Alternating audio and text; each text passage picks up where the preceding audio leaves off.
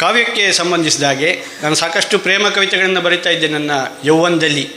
ನೀನಿಲ್ಲದೆ ಪ್ರಿಯೆ ನಾನು ನಿಜವಾಗಿ ತಬ್ಬಲಿ, ನೀನಿಲ್ಲದೆ ಪ್ರಿಯೆ ನಾನು ನಿಜವಾಗಿ ತಬ್ಬಲಿ, ಮೈ ಕೊರೆವ ಚಳಿಯಲ್ಲಿ ಯಾರನ್ನು ತಬ್ಬಲಿ. ಸೊ ಇಂತಹ ಪ್ರೇಮ ಪದ್ಯಗಳನ್ನೆಲ್ಲ ಬರೆದು ಆಮೇಲೆ ಏನಾಯಿತು ಅನ್ನೋದಕ್ಕೆ ಒಂದು ಪದ್ಯ ಇದೆ. ಪ್ರೇಮ ಕವಿ ಕವಿಪುಂಗವನೆಂಬ